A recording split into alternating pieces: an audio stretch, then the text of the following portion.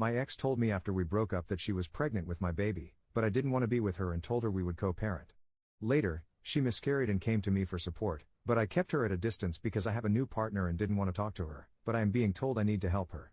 Posted by you/fantastic_minute_690. Throwaway account and fake names used. I, 21M, dated my ex, Paige, 22F, all through high school. Our relationship was awful. During my first year of college, I had a one-night stand and cheated on her. I know I'm a jerk, but she wanted to work things out. A year later, I found out she'd been sleeping with one of our mutuals for months and ended things. Obviously, it was fair that she cheated, but we just weren't in love. We kept hooking up for a few months after and officially broke things off 6 months ago. Weeks after we broke up, Paige hit me up and told me she was pregnant and I was the dad. I didn't want to be with her, so I told her we could co-parent. She wasn't happy about that, but she didn't really have a choice. Well, a month or so after that, she called me sobbing and told me she miscarried. I was heartbroken but felt worse for her because that's an awful thing to go through. I told her I'd help with any medical expenses or finding support groups/counseling resources, but she got upset with me for not being more supportive, staying with her at her place, or calling her more.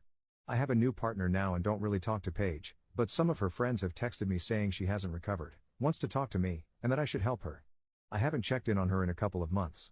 I don't expect her to be over the miscarriage at all, but I don't understand why she's expecting me to be the one to help her through it. I'm not a professional, so I don't think I can help by being in touch with her. Am I the jerk for not helping my ex after her miscarriage? Any advice is appreciated too. Top/relevant comments. Commenter. She was sleeping with someone else for months. How would any of you know that you were the father of the lost child? Ops response.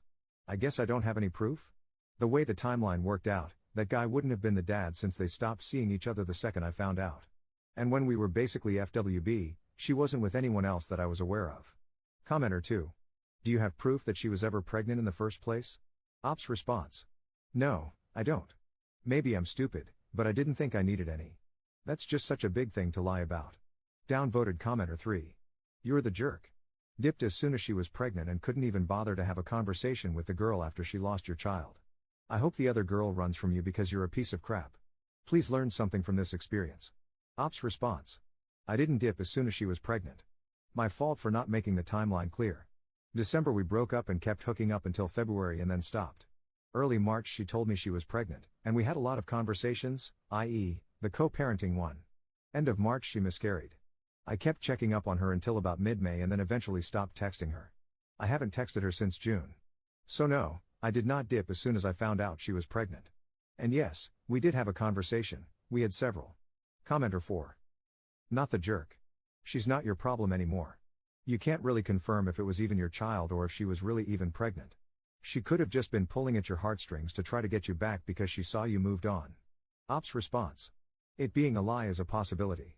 We have a lot of mutual friends though, so I don't want to mention it since if I'm wrong it does way more harm than good, especially since me believing the potential lie doesn't really affect my day-to-day. Commenter 5. Your ex might not even realize this herself, but the whole wanting you to stay at her place and call you more sounds like she wants you to be a part of her future. It's important for her to have a support system in place during this. She's obviously got friends around her, and for them to be nudging you towards a more active role in all this also makes me think she admitted to them she wants you back.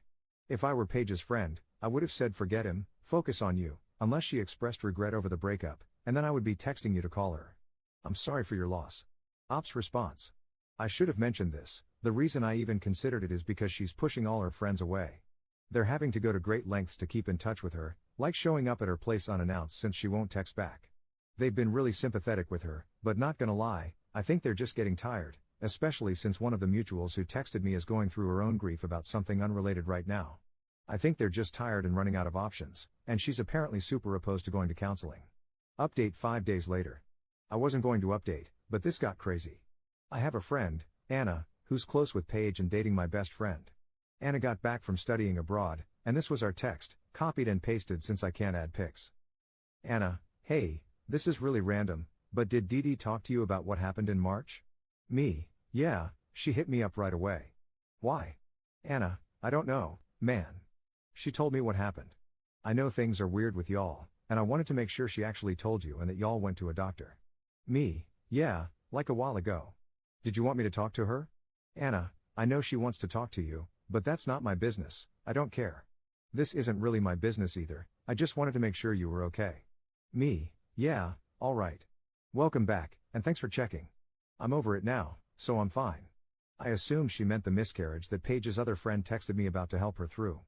But I saw Anna in person after this, and she asked me if being good meant testing negative or getting treatment. I was confused, and she explained what Paige told her, which I'm guessing is the truth. Paige told Anna she was sleeping around before and after we broke up and got pregnant. Paige was confident it was not mine and got a termination. When getting checked afterward, in March, she was diagnosed with chlamydia. The only thing I'm mad about is that she didn't tell me she had an STD. I'm honestly over all the other stuff at this point. Also, I want to note that it's super weird that Paige told Anna. Anna both caught me cheating and told Paige and caught Paige cheating and told me. She's a great friend but a total narc, not my go-to for secrets. Anyway, my partner and I have appointments to get tested because I might have had chlamydia for 6 months. I don't know if I should text Paige and chew her out, I'm so pissed off. To clarify, Anna being a narc isn't a bad thing. We call her a narc to tease her because she can't keep surprises and always spills your secret if it's the right thing to do, and we love her for it. She keeps us in check. That's my fault for phrasing it poorly. Top/relevant comments. Commenter.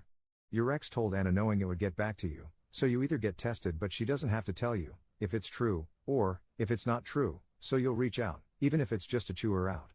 Get tested. Don't engage with her. That's most probably what she wants. Ops response. This makes a lot of sense. I was really confused about her telling Anna since there's no way she didn't think she would tell me. According to Anna, she didn't even say anything to the effect of don't say anything to him. If negative, reaching out is definitely a no. If positive, I'm honestly not sure. Commenter 2. I could be completely wrong and unfair to your ex, but I can't help but wonder if, in her head, this is how she is punishing you for failing to come back to the relationship. She didn't miscarry, she terminated. It's absolutely her right and her choice to do so, and probably wise, under the circumstances, but one allows her to demand your sympathy and emotional support much more than the other. Ops response. Yeah, I'm not upset about her choice at all. It wasn't my kid, and even if it was, it's her body. I am a bit upset I went through forcing myself to be excited about being a dad to cope, and thinking I lost my kid to uncontrolled factors, when really I never had one to begin with and the circumstances were controlled. Commenter 3. So you both were cheating and sleeping around? Bro, you're lucky the only thing you caught was chlamydia. Also, why in the ever-living F aren't you getting tested more often if you're gonna play it fast and loose with your D? If you're sleeping with more than one person, get tested every 4 months, especially if you're the kind who cheats. I don't give a damn if you do wrap it up. Get tested every 4 months. Before you give someone something they can't cure. Ops response. I cheated one time 3 years ago when I was 18. I'm not saying that makes it okay, it was a horrible thing to do to her, but I also don't consistently sleep around while in a monogamous relationship. But yes, I 100% agree, I am an idiot. I need to get tested more. I used protection with everyone but Paige, but that's no excuse. This has been a valuable and rough lesson learned. Second update 4 days later. People asked for an update, so here I am. This morning, my partner and I found out we have chlamydia and got antibiotics. My partner's surprisingly unbothered and has helped me calm down these past few days. I know I said I'd chew out Paige if I was positive, but now that I've calmed down, I see no point in it. Some told me I could sue her.